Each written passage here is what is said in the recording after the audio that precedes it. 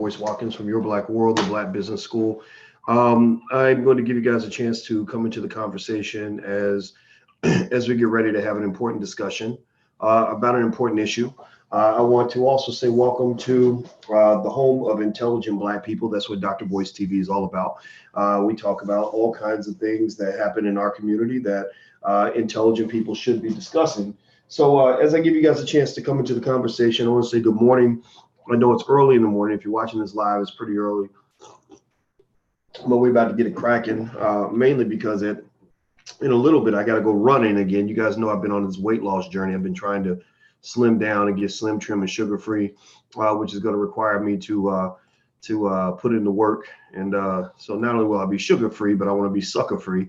All right, so let me just kind of give you kind of a premise here as I welcome everybody that comes in.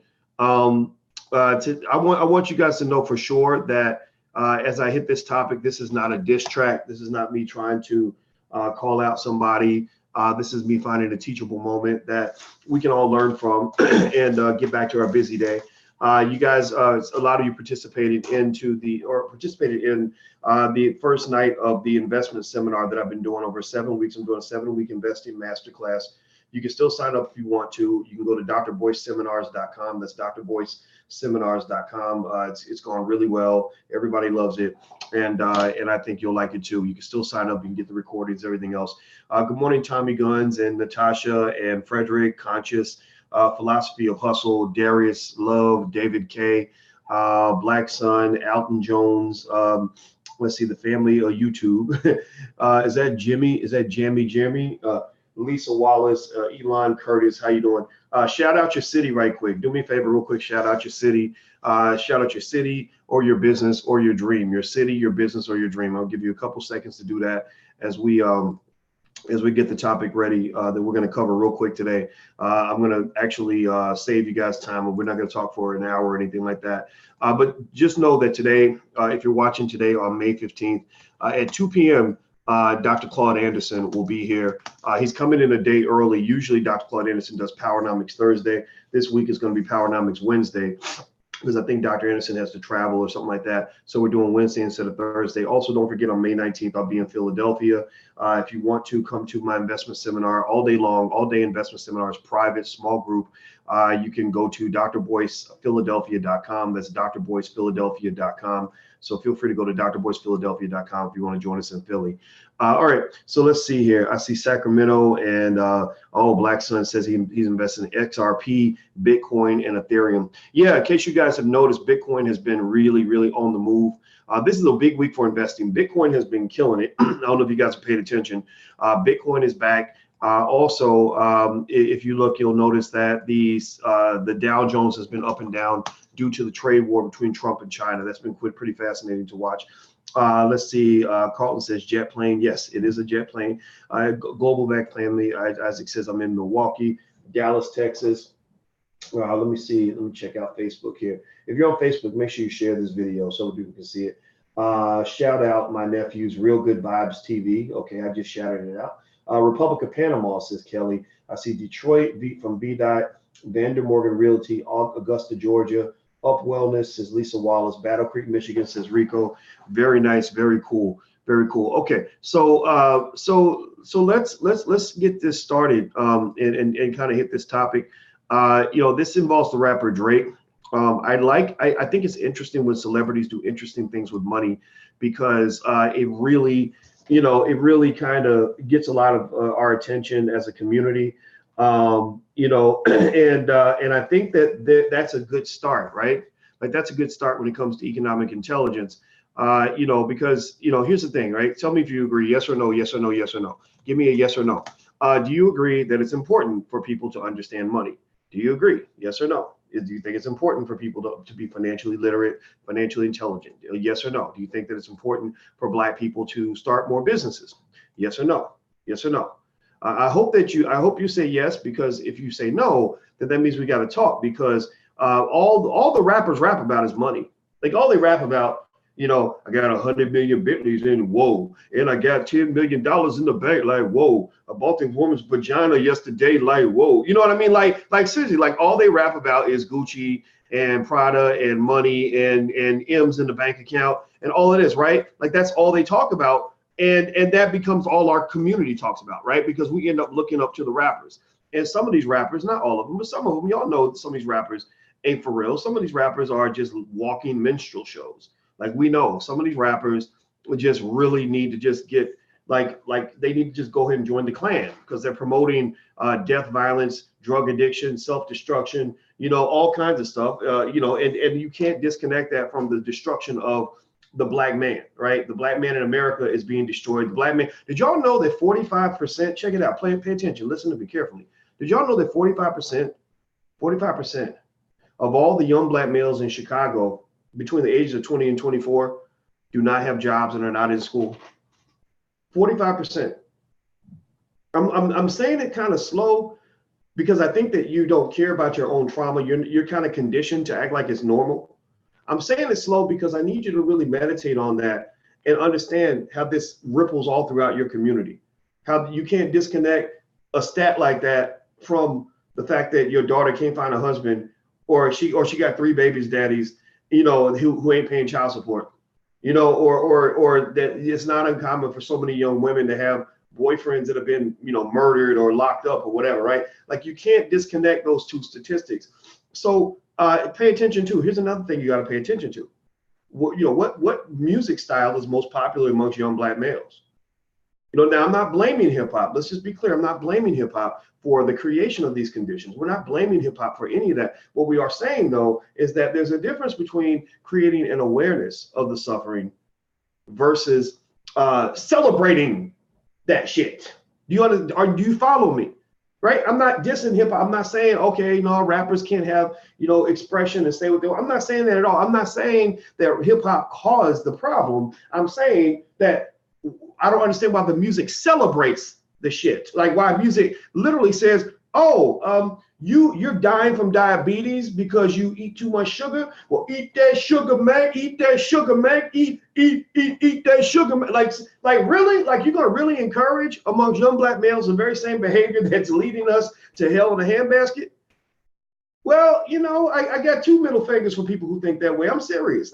So that's one of the reasons why, you know, when you see me talk about rappers like Future, I can't justify anything that comes out of that man's mouth. And I can't justify the fact that if he does something nice, like he walks an old lady across the street or gives $20 to a local high school, we suddenly start celebrating him because you're just really looking for an excuse to celebrate a rich, famous nigga. That's what you do. That's what you're looking for. You're looking for an opportunity to look at some idiot, some crazy ass, dumbass buffoon and say, well, see, that boy, you wrong. You hate it. He's a good man. He bought 8 turkeys for the local high school. Yeah, but he just made a song that was heard by 20 million black children that is telling them to go get hooked on drugs, to go out and smoke crack and get hooked on Molly and whatever the hell, whatever the drugs are. Like, I don't even know the right drugs, Stevens. They got Molly and Percocet. Wait a minute, hold on. Wait, that would be a dope song. Molly Percocet, Molly Percocet. Molly Percocet. Wait, isn't that, that's right. He did make a song where the chorus was Molly Percocet.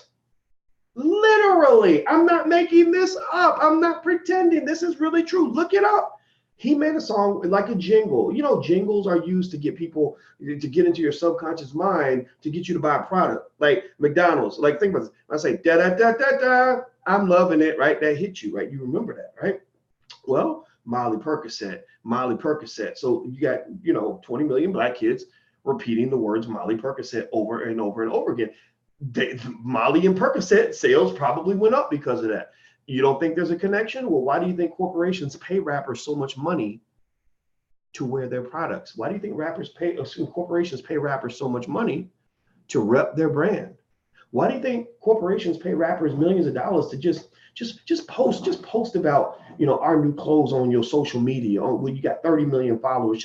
Just mention our brand right quick and watch the sales pour in. Why? Well, because rappers have a hypnotic effect on black people. Rappers get people to do things. Rappers are the original social media influencers. Rappers are all basically, kind of like Kardashians. Like Kardashians make 100 million, 200 million a year just by tweeting about things. It costs $250,000 to buy one tweet or one Instagram post. Sorry, one Instagram post from Kylie Jenner. That's how Kylie Jenner is either at billionaire status or on her way to billionaire status. You're selling tweets and Instagram posts for $250K a pop.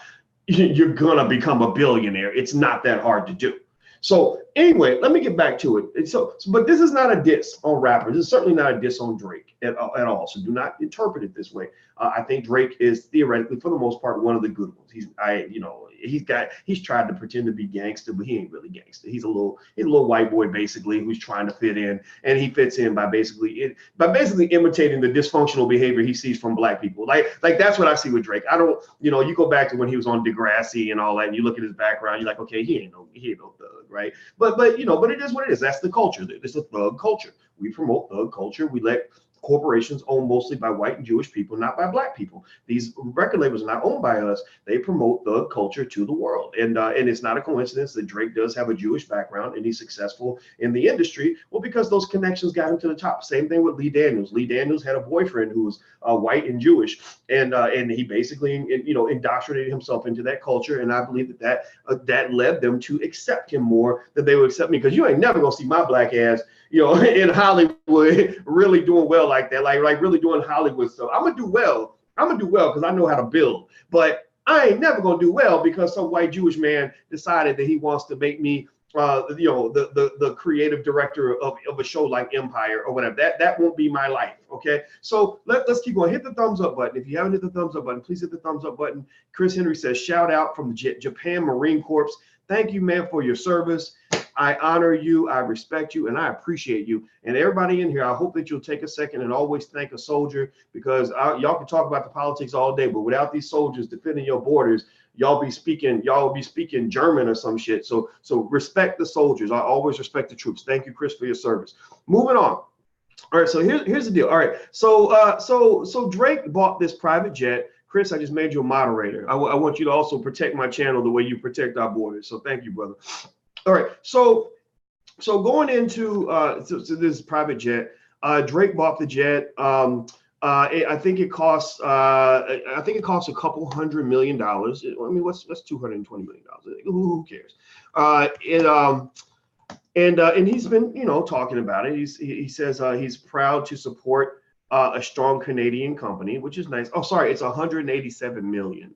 Which 187 is an ironic number, right? Remember Snoop Dogg used to say 187 on an undercover cop, right? So 187 is like, that's funny that it costs 187. Maybe that's his subtle, like subconscious, like gangster move. But Drake revealed that he has his very own Air Drake. He's calling it Air Drake. He revealed it on Instagram, which I'm sure led to, he probably got a lot of likes off of that one. Everybody gets hearts and likes, so he got likes off of that. And he says, but if you want to take a trip on the rapper's airline, you'll have to have some sort of inside connection. He says, no rental, no timeshare. So he's not renting it. He's not sharing the time.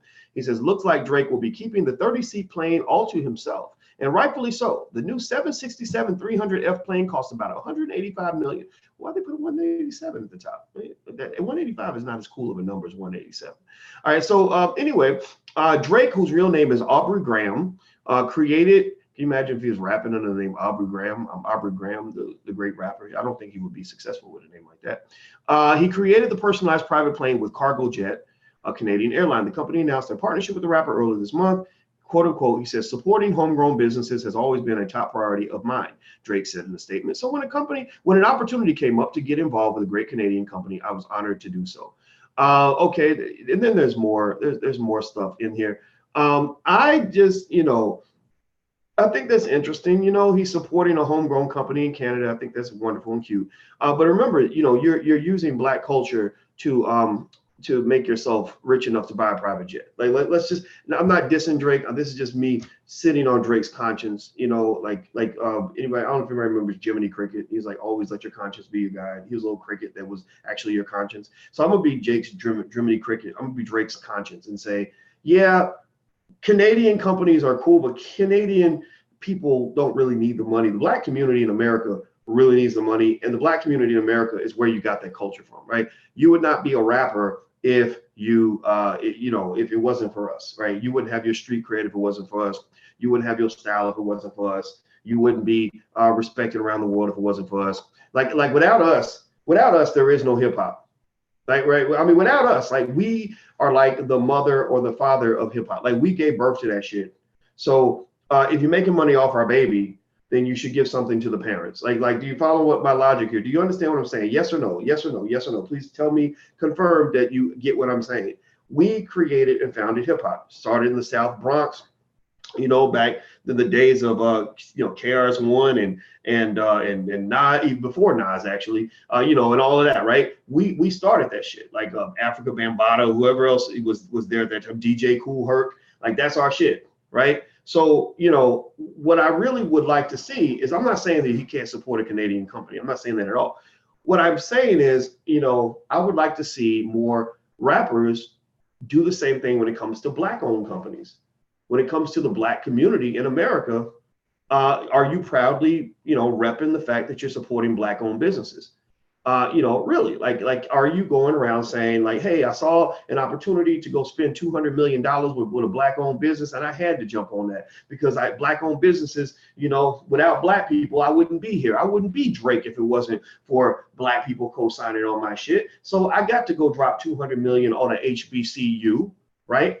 Think about this. Pay attention now. You got rappers on TV in white people's magazines bragging about spending $200 million on some shit that white people made, but I have yet to see a rapper anywhere brag about how they also dropped 200 million or 50 million or 10 million on a historically Black college, all of whom need that money. Every one of them needs that money. I've seen rappers and athletes on Instagram, like the ultimate example, which gets to the point of coonery, straight coonery, is Floyd Mayweather.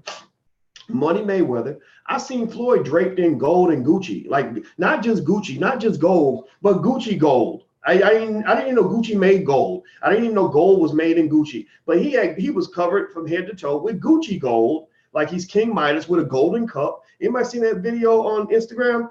And I've seen him brag about how much money he spends on European shit, but I've never seen him brag about spending millions of dollars on Black people shit.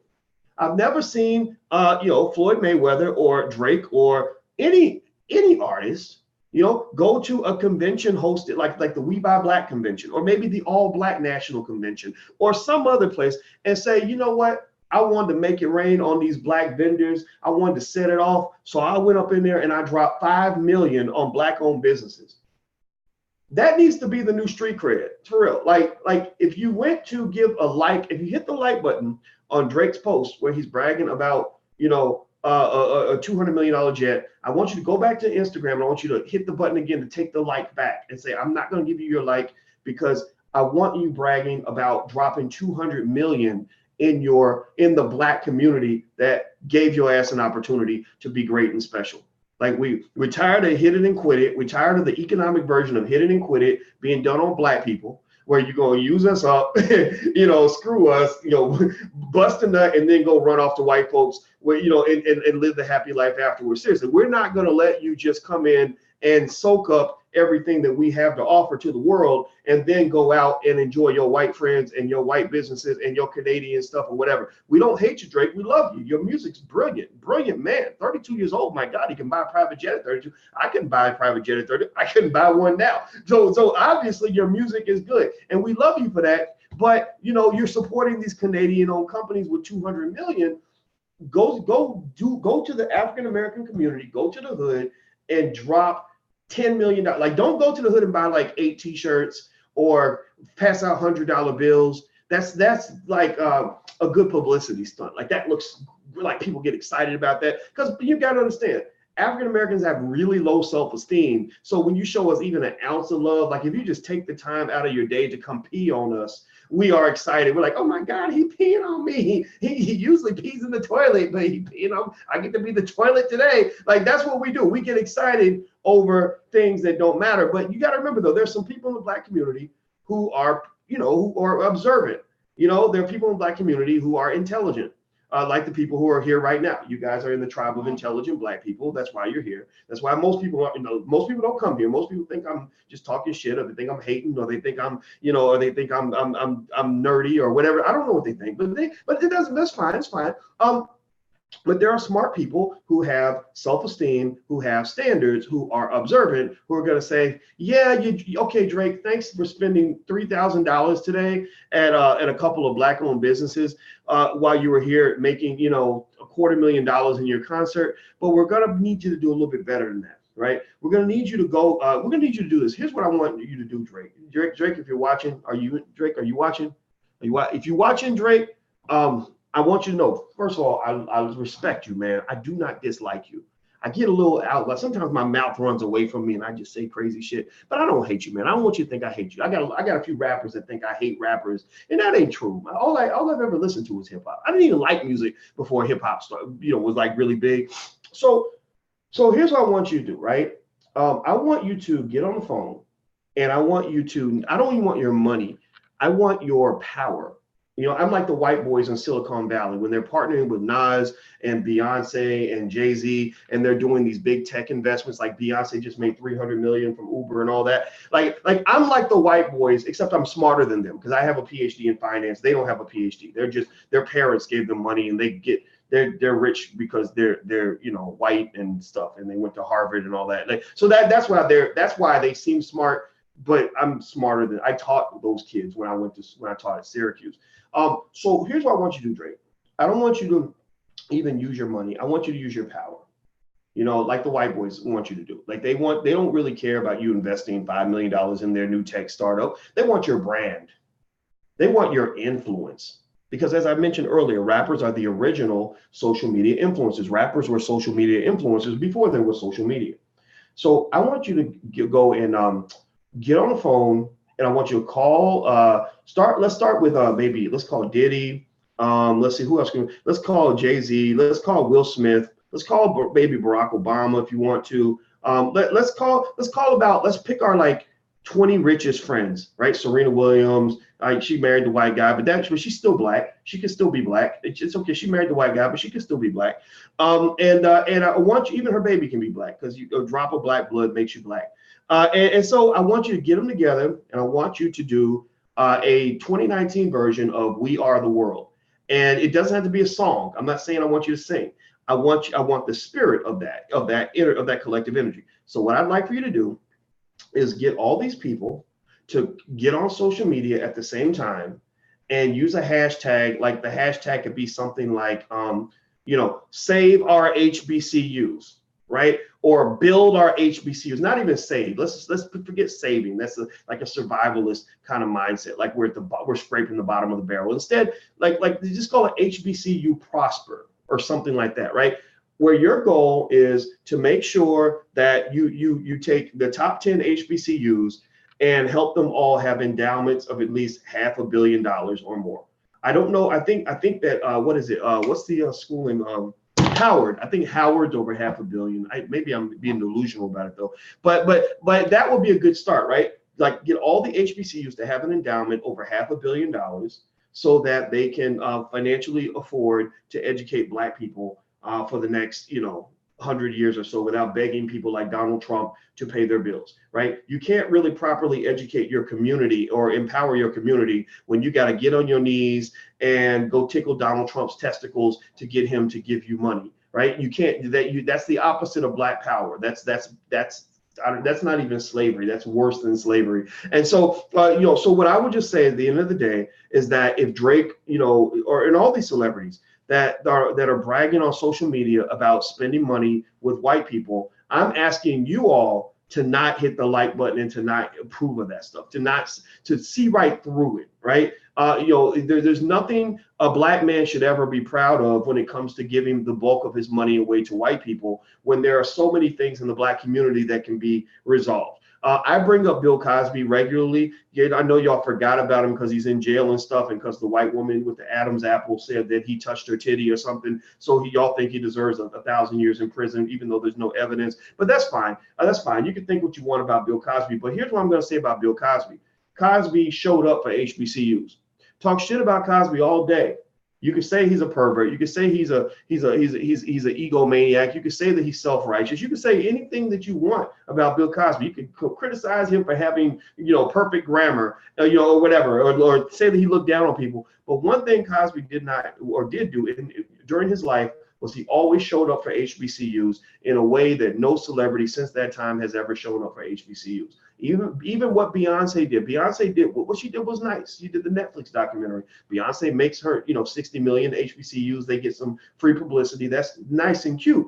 But really, the thing about it is, I would like to see coalitions of these celebrities that we're supporting come together to really feel the pressure to solve real Black problems, real African American problems. Like it's, again, it's, some of the global problems are great. Like I heard Jay-Z's helping get water in parts of Africa. That's very important. Absolutely. But also remember, circle back to Chicago. In Chicago, 45% of all Black males between the ages of 20 and 24 do not have a job. 45% of all Black males between the ages of 20 and 24, not only do they not have a job, that they're not in school. That means 45% of all Black males in Chicago between the ages of 20 and 24 do not have a source of income or legal income, and they do not have an education. And what does that mean? That means that their likelihood of ending up in a casket or in a prison cell is very, very high. So why is it not the case that some of the Black people who brag on TV about how they spent $200 million with white people don't come to the hood and make sure that gets fixed? Flint needs water. Flint still ain't got no water. Celebrities could fix that in about 30 seconds. If they just use their Instagrams and raise money for Flint to get better water, they could do that by lunchtime, right? So the question I would ask at the end of the day is, why do we not speak more about that? Am I the only weirdo who brings this up? Yes or no? Somebody talk Black to me, please, because I need to understand why I got to come out here and make myself look like that. I mean, you know how many celebrities won't be my friend because they think I'm a hater because I'm bringing up the obvious, like I'm calling out the bullshit and I'm just talking about it. So many that they won't talk to me and it hurts my feelings, right? I don't really care. But seriously though, do you understand what it feels like when you're saying something that is simple and basic and common sense, and people look at you like you're crazy or that you're radical or whatever, right? So anyway, hit the thumbs up button. Please, if you haven't hit the thumbs up button, please hit the thumbs up button.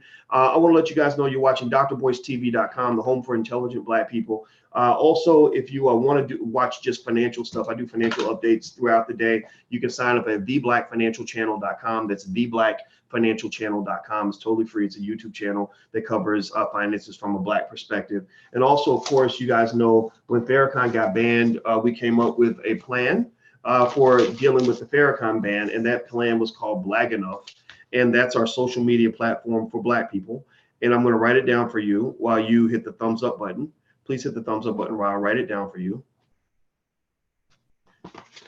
Here's the URL. Here's how you spell it.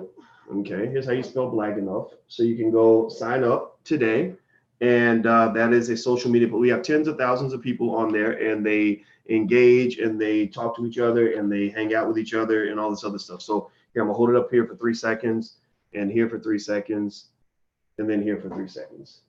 All right, so somebody type that in so other people can see it. Everybody should join Black Enough. That's the social media platform for Black people. Why do we have to do that? Well, because Facebook keeps banning Black people just for talking about Black things, just because we quote Malcolm X. I got banned for quoting Malcolm X, Muhammad Ali. I got banned for sharing an article about Tyler Perry. Like, I kid you not, they banned me for a month because I shared an article about Tyler Perry, and I messaged them and I said, why did you ban me for sharing an article about Tyler Perry? And they literally did not even respond. And I was like, God, what the hell, man? This is terrible. So anyway, so the thing about Drake and the private jet from a pure financial standpoint is that private jets are extremely expensive to operate. If you ever get a lot of money, don't buy a private jet. I'm not saying Drake is stupid for buying the private jet. He may have reasons to want to buy it. You don't know what his private situation is. His personal situation could be that he has some endorsement deal where the company went and bought the private jet just to let him use it, or whatever, gave him the money and said, go buy it and make it look like you bought it. It could be a situation where he just doesn't care. He's like, yeah, it's going to cost me $10 million a year to operate this, but I got $10 million a year to burn. I don't know if he really does or not, but he could. I'm not going to count this man's money or get in his pockets. I don't know what his net worth is. I'm going to look up Drake's net worth real quick and try to get a sense of of just where he is net worth wise. He's been famous for a really long time, and I wouldn't be surprised if he's worth a few $100 million. Remember, he's good friends with LeBron James. Okay, they say his net worth is $100 million. Now, do I think that justifies a purchase of a $187 million jet? No, I don't. But who cares what I think? Like, who cares what I think in terms of what this man does with his private money? I want to make that clear. Sometimes you buy something nice just because you want to have it, just because, like every financial choice does not have to be an investment decision that leads to a positive ROI, right? Some financial choices, like I'll give you an example. I just bought the car I bought. It's not a super luxury car, but it's like an Infinity, which is kind of fancy. But it wasn't new. I don't buy new cars. I did a video that you guys can go watch on why you should never buy a new car if you're trying to, not be financially crazy.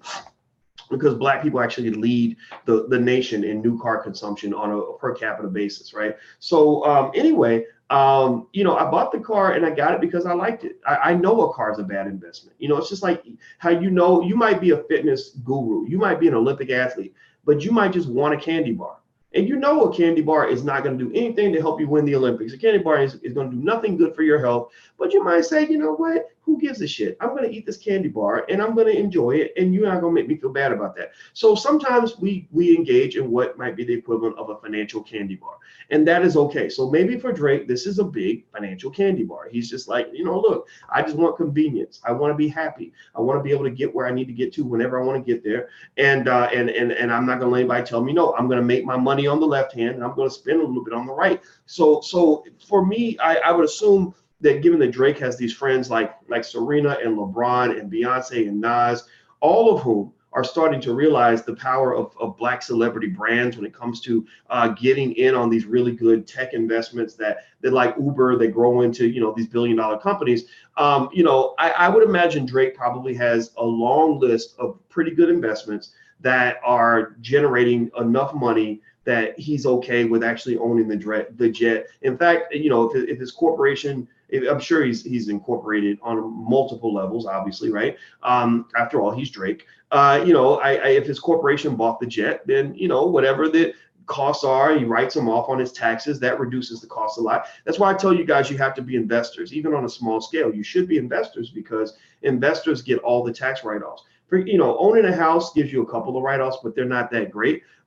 Being an investor and being a business owner gives you a lot of great write-offs. It doesn't mean you want to abuse that privilege. Like, you don't want to just write off your whole lifestyle, but a lot of your expenditure, if your business is your passion, you're going to spend a lot of money on your passion. So if you spend a lot of money on your passion, why not position yourself to be able to write that off? Okay, so I don't think that Drake's decision necessarily is going to ruin him financially. I do know there was a story not too long ago, about 10 years ago, where Diddy bought a jet and Diddy grounded that damn thing. I don't know if he picked it back up. I don't know if Diddy's flying it right now, but I know Diddy grounded it. Now, he said the reason he grounded it was because the fuel prices had gotten too high.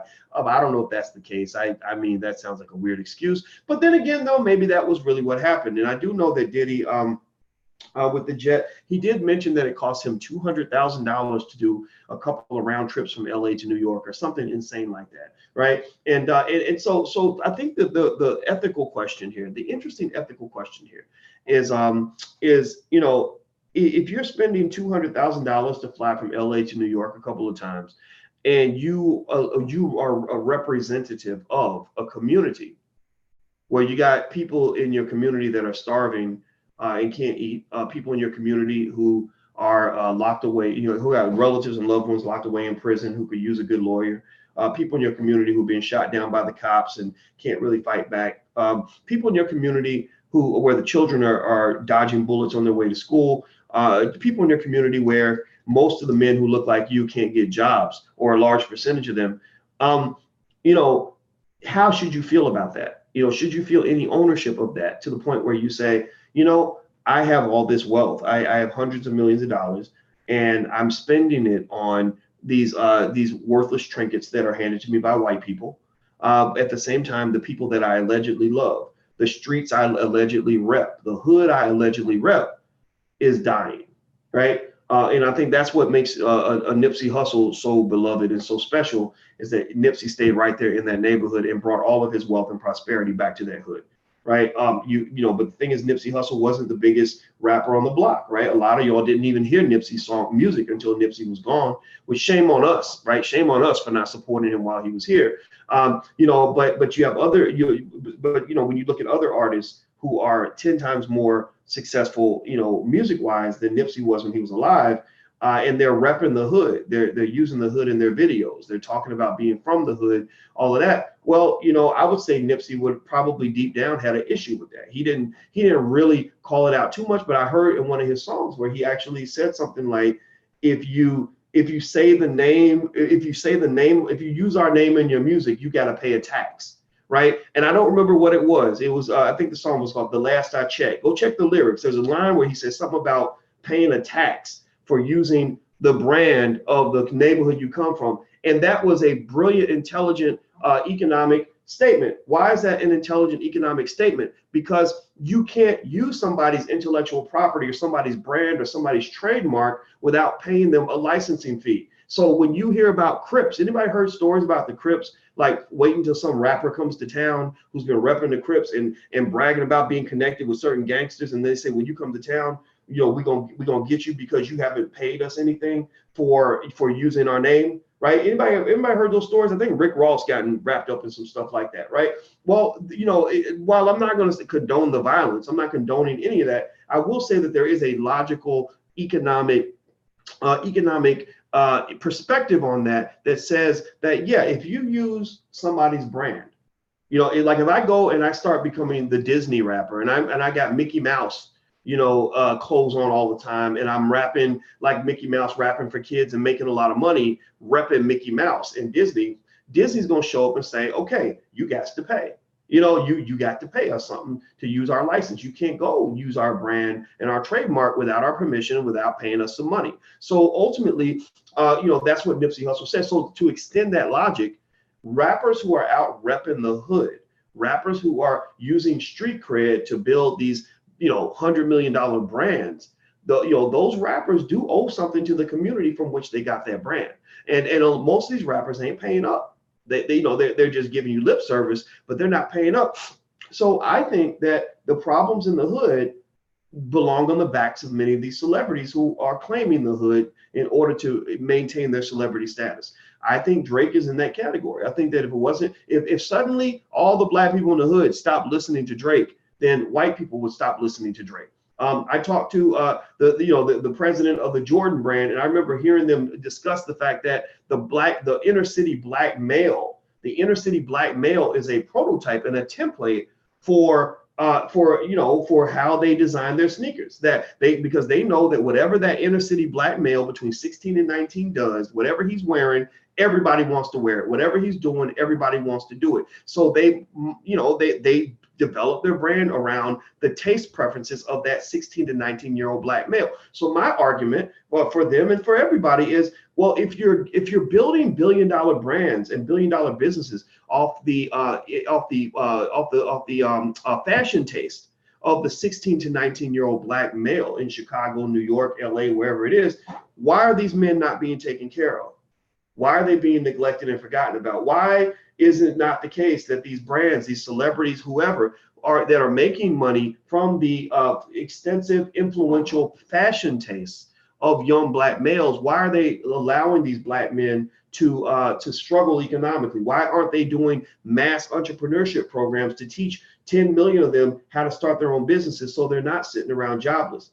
Because just in case you don't know, the only way a black man the only way most black men can really survive and prosper and get by and really have any power is to learn how to start their own business. I'm just telling you, I'm not saying that you can't go to law school, medical school, or go work for somebody. A lot of people work for other people, and sometimes it's fine. You may love your job. The white people you work for may treat you very well. You may have a good master. I'm not going to say that that's not possible. But what I will say is that when I talk to most black men, when I talk to most brothers, they ain't happy at their job. When I talk to most brothers, and I say, are you making enough money? They say, no, hell no, I ain't making enough money. When I ask them about who they work for, they could complain for 8 hours straight if I let them keep talking that long. If we kept talking that long, they could keep going all day. And I'm not just talking about brothers that ain't got no education, who ain't even got a GED. I'm talking about brothers that did finish high school. I'm talking about brothers that did get the bachelor's degree, Maybe they went to a HBCU or something, or even the fancy schools. They might have went to Stanford and are sitting on 150,000 in debt for that degree. I'm talking about brothers that got master's degrees. They ain't happy. I'm talking about brothers that got law degrees.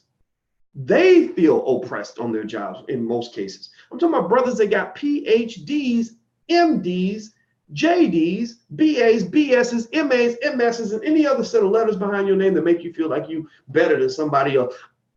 Most of these brothers I know are not happy working for white people, because it's not in their nature to go around bowing to another man. It's just not, it doesn't feel right. It doesn't feel comfortable. And it really sucks is that even when you bow, they still disrespect you even more. It's like the fact that you've submitted to them makes them feel that much more bolder to mistreat you and disrespect you. Like that's what the frustration is. So what I'm sitting there trying to tell you is that the only solution for the black man is to start his own business. If a black man wants to be a king, he must learn how to build a castle.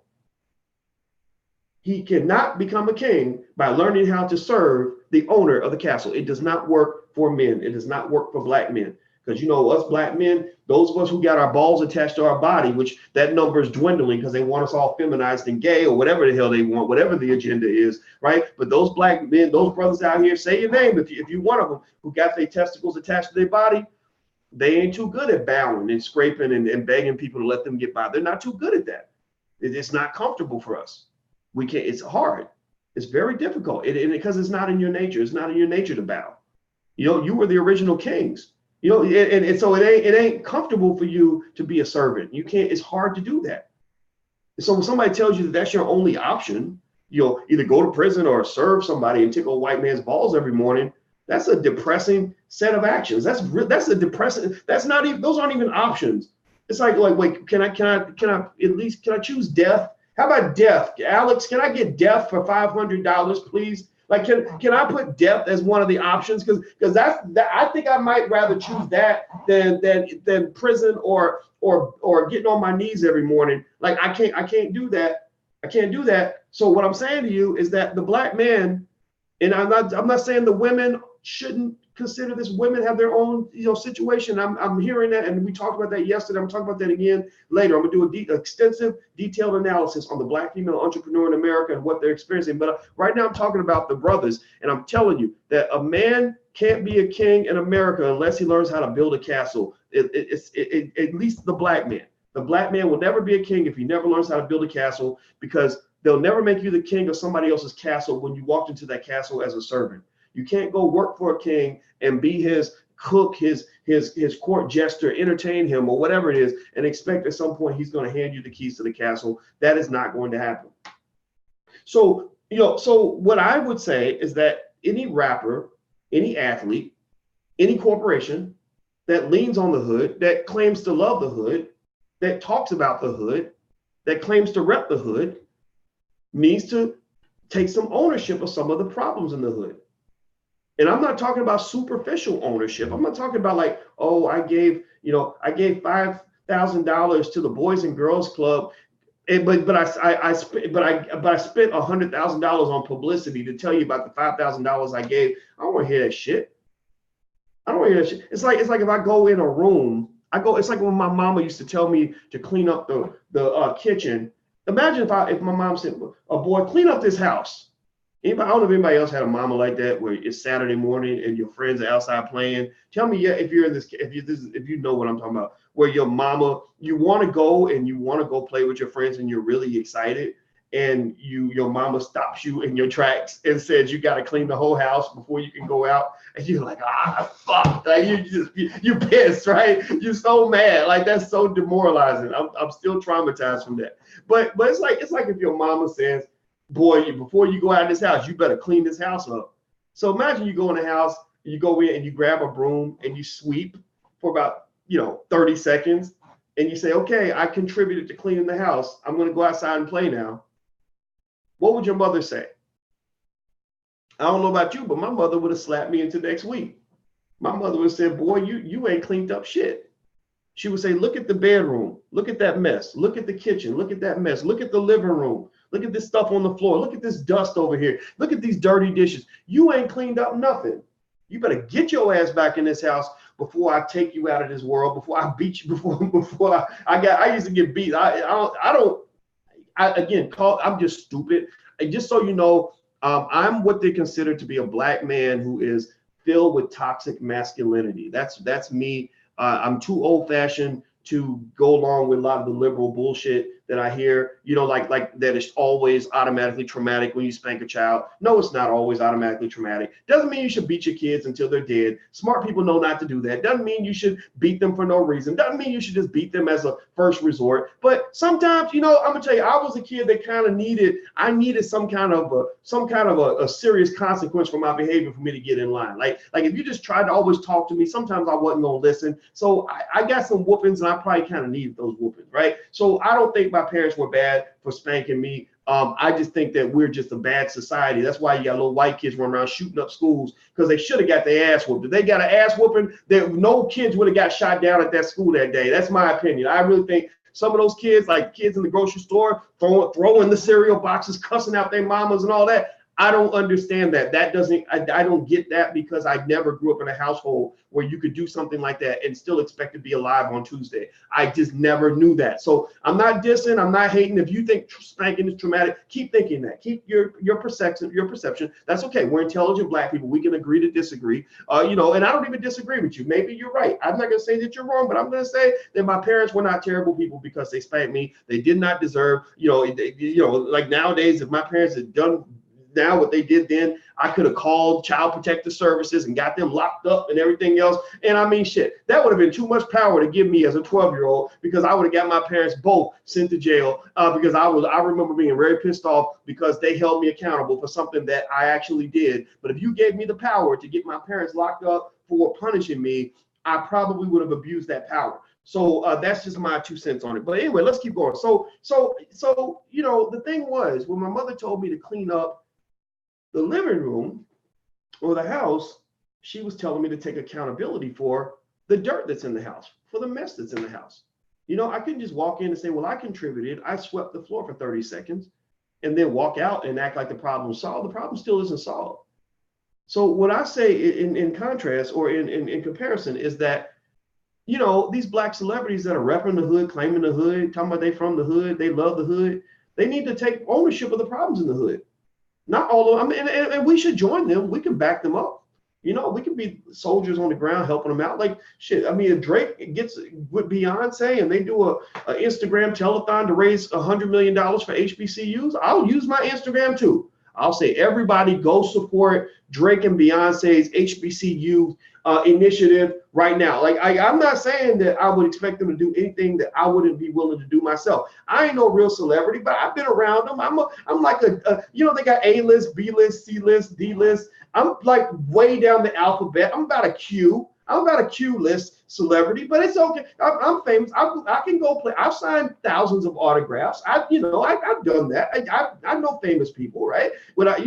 So I would use my celebrity power to support whatever they're doing, right? So I'm not asking them to do something that the rest of us should not be willing to do. I think that we should provide backup when a celebrity does something good, but we shouldn't be given approval when they do things that are empty and superficial and don't benefit the community that needs them the most, right? So I'm gonna just say this about Drake and his jet investment. I'm impressed with Drake and his music. I'm impressed with Drake in terms of him not fulfilling the stereotypes of rappers. He isn't, he's gotten into stuff, but he's not that bad. He's actually had a really relatively decent career. But I'm not impressed by the fact that he gave $200 million to white people to buy this jet, when I've never heard him announce a $200 million purchase in the black community. Do you follow what I'm saying? And it probably sounds like I'm being demanding. It probably sounds like I'm being a hater. It probably sounds like I'm just being mean. But why is it? But actually, I would say that I'm being a person who has self-esteem, a person who expects us to receive at least as much love from our celebrities, our black celebrities, as white people expect. The white man, if he runs a business and he says, look, I sell $200 million jets. If you ain't got 200 million, I don't even want you in the building, right? They'll respect that. They'll bow to that. They'll be like, oh, well, yes, master, let me go and get my 200 million just to show you that I belongs here.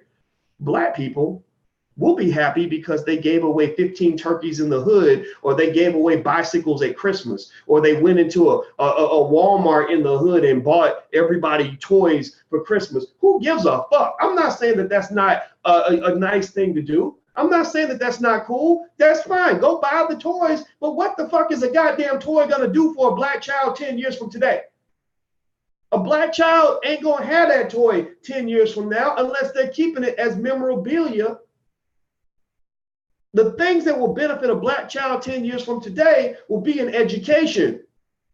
So why aren't you owning the responsibility of making sure that every child in the hood gets an education? Give them a toy, but give them the toy after you give them the education. The other things that will matter for that child in 10 years are investments. Okay, if you're buying toys and giving away turkeys and bicycles at Christmas, that's cool. But why not also give them some shares of stock to go with that? Why aren't we having massive stock purchase giveaway plans by black celebrities in the hood? 2 Chainz, all these everybody, and some of the rappers I love. Like I love the rapper T.I. I think T.I. is just a world leader in terms of using his power for the good of the community. A bad motherfucker and a damn good rapper. He's actually my favorite rapper. Okay, y'all gonna hate me when I say this, but I'm gonna say it. He's better than Tupac. I'm the same age as Pac. I was around when Pac was there. I love Pac. I listen to him every morning. But T.I., I feel is better. But let's not get into a hip hop debate. I just had to get that off my chest. But every year I see T.I., on Instagram, there's a video that goes viral where he goes into a Target, a Walmart, or a Kmart, or whatever, and he buys toys for everybody. And he says, buy whatever you want, I'll pay for it. And I think that's great. And that's wonderful. Like keep doing that. He should do that every year. But just understand that's not a sustainable sort of contribution to the community. That's not something that's going to make sure those people are good 20 years from now. That's not teaching them how to fish. That's not even buying them fish. That's buying them candy, right? The fish, at least fish is healthy, right? If I buy kids just a bunch of toys, then that will give them the temporary high of having toys on Christmas. But then about a week after Christmas, they got to go back to the same shitty life they had before. So, I think that the toy buybacks are cool. Like you might see me do stuff like that. Like I think toys are great. I buy toys for the kids in this house every birthday, every Christmas. They got all kinds of shit. But I make sure that before they get the bullshit, they get the real shit. Before I get them a toy, we talking about shares of stock. When they come to me, the 12-year-old had a birthday. She came to me, she had a list. She loves like real expensive stuff. And she's like, hey, Boyce, so I have my list. And I know that you, and I would like for you to get me these shoes. And this is the outfit I want. And blah, blah. And I was like, yeah, that's nice. That's nice. But first, we're going to talk about stock. We're going to talk about what ownership you're going to have. And I want you to tell me which companies you want me to buy shares of stock in for you. Let's talk about that. Do you remember what I told you about what it means to own shares of stock? Like we had to, and the thing is, we had that she had the conversation with me because she knew that I'm not going to talk about the bullshit until we talk about the real shit. I'm not going to talk about, your Jordans and Gucci and whatever the hell it is you want. Because I know I'm old enough to know that shit ain't going to matter to you 3 years from today. But if I'm buying you shares of stock every birthday, every Christmas, and that's just stacking chips in your custodial account that I built for you, that's going to come in handy when you're 28 years old trying to figure out how to get out of a bad relationship, and you're not afraid to leave because you got enough money to get away from that man. You're not sitting around doing a Cardi B shaking ass for a man that you hate in order to make sure the bills get paid or that the kids get what they need. You're not going to be in that situation where you are financially controlled, financially abused by a man, by a boss, or by a situation because nobody made a plan for you. Because every birthday, every Christmas, we talk all day about toys, but we didn't talk nothing about investing. So what I'm saying to you is that at the end of the day, our black celebrities got to care about black people. And then they're getting better. It's not like they don't care. In fact, some of the things that I say may be things that they don't even know. They don't understand these things. Maybe they're learning, and I want to be nice about it, as nice as I can. I can't help it. You know, Russell Simmons actually had a conversation with me about that. He said, sometimes when you make a point, you don't have to hit people across the head with it. You can be subtle with it. And I was like, yeah, I'm trying to be subtle, but that's just not how I'm built. You know, I'm like the sledgehammer across the head kind of person. And I don't even mean to be that way. It just comes out of me. That's just who I am. Love it or hate it. But I want to just make it clear that I'm not attacking anybody when I say this. I want to make sure I say that so that anybody who hears this message will take it in the right way. You know, and maybe I got it from my dad. My dad wouldn't say, well, son, you know, you may want to consider other possibilities. My dad would be like, that was some dumbass shit. You a stupid motherfucker right now. What's wrong with you? And I would absorb that. I would take them as like, sir, what did I do? I didn't mean to. And he would explain it, and then he would build me back up, and I'd be like, okay, now I'm gonna do it right. I'm gonna do it right because daddy schooled me on the game. So now I'm schooling you and explaining to you that that we got a lot of stuff happening in our hoods. We have a lot of celebrities doing a lot of stuff with money. They're rapping about money, talking about money, doing things with money. And a lot of things they're doing with the money don't make any damn sense. If it ain't going to impact the life of that child 5 years from today, then who gives a shit? Who cares? Who cares? It's a flash in the fucking pan. It's just a short-term, temporary feel-good moment that's going to go away and fleet away, just like all the hope has fleeted away in most of our Black communities all across the United States. So my point here, and I didn't mean to cuss so much. I always promise myself I'm not going to cuss in the morning. Then I always break the promise. That's very bad of me. We need celebrities to own the hood, literally and figuratively, not just buying the real estate, buying up the block, all of that. You need to own the problems in the hood.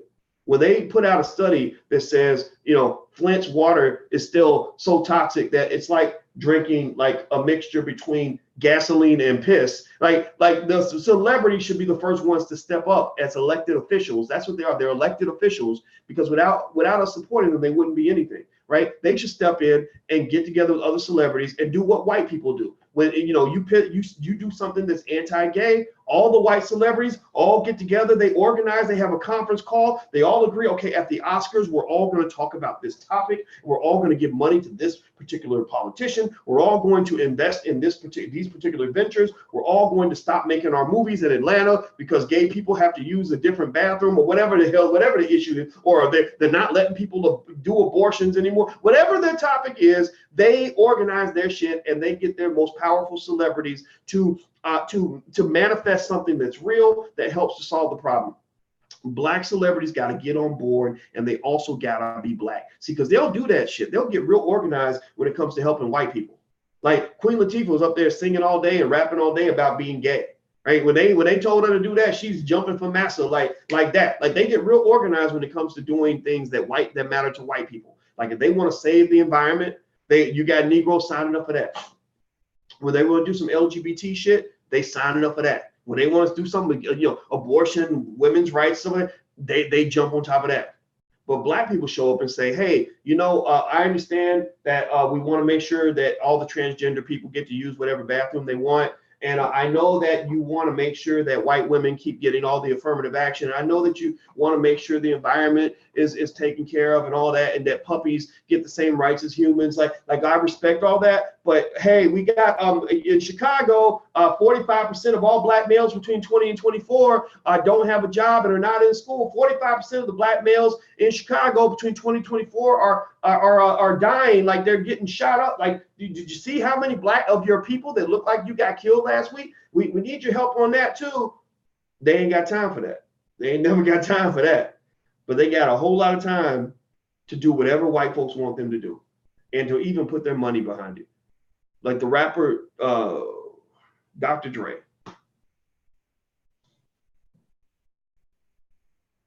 I just got sad just thinking about Dr. Dre, and because I can't get over the fact that he went and gave $35 million to USC with Jimmy Iovine. It was $70 million total. Drake gave half, Jimmy gave the other half, and they gave it to a school that doesn't need the money. I analyzed the numbers. I know what the numbers look like.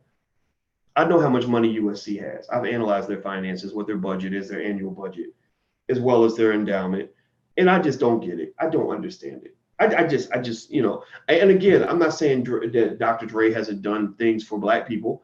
I'm just saying he's never done anything that grand for Black people. And I'm sitting there just thinking, your community needs that money. Like we really need, USC doesn't need that money. Like they just don't. They spent that money in a week.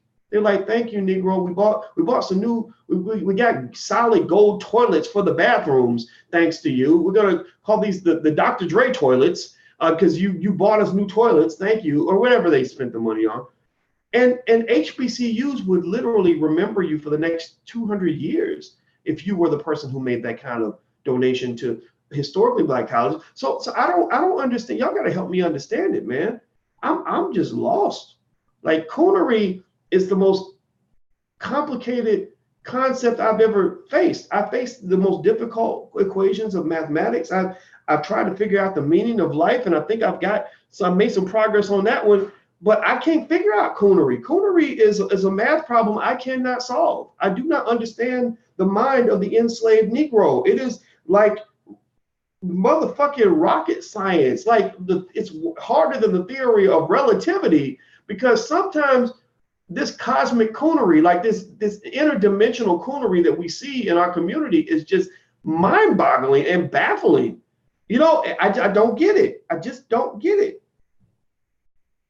All right, so I'm gonna stop talking before I get myself into more trouble. And my woman is upstairs and she's rummaging around, which means it's time for us to go run. Long story short, congratulations, Drake, on your new jet. I assume you can afford it. I'm sure Drake has plenty of money and plenty of supporters where he can make enough money to pay for it. Be careful. If any of y'all who become rich, I don't think that buying a private jet is a good investment. But then again, maybe Drake's wealthy enough that he's got good investments which allow him to enjoy his money. So this is not anti-Drake at all. By the way, I want to remind everybody, my new book comes out on May 19th on Malcolm X's birthday. It's called Black American Money 3. This is the first original copy. And I'm really proud of it. I'm really happy that we finally got it done. And also we have books like Powernomics and stuff like that. So, which I think everybody should own. So if you want to get copies of books like that, you can go to drboycebooks.com. That's drboycebooks.com. And speaking of books, I know a lot of you have children that are going to need something to do during the summer that is constructive other than sitting around watching Disney shows. We have financial workbooks for children that we created. It took us 2 years to put this together. We worked with a team of Black experts to get these done. We cover every grade band, and it covers investing, stocks, and money. So if you want your child to get receive a gift that will last them for a lifetime, feel free to check out these workbooks. You can go to financialworkbooks.com. That's financialworkbooks.com. So feel free to go check out financialworkbooks.com. All right, so hit the thumbs up button before you go. Please hit the thumbs up button and the share button and subscribe button. And also a reminder, the name of our social media platform, it's right here. Black Enough, here's how you spell it.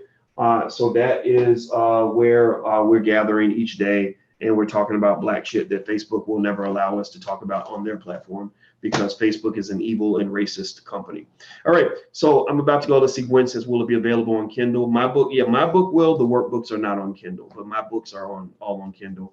They're on Amazon, stuff like that. So thank you guys so much, and thanks for putting up with me. It was fun. And again, I don't mean any ill will toward any rapper I've talked about. No rappers were harmed in the making of this video. So that's my public service announcement. No rappers were harmed in the making of this video. It's all love. If any of them ever want me to help them with something, and I hear from certain rappers. I talk mostly to Killer Mike and David Banner, but you know, I've heard from a few others. And so if they ever want me to help them, I'll be glad to help them. And just ignore some of the cussing or any mean thing I might have said. Just chalk it up to the fact that I don't watch my mouth. I just say what's on my mind. So I'm out of here, guys. Have a good day. Hit the thumbs up button, and thank you guys so much for hanging out with me. I'll see you soon.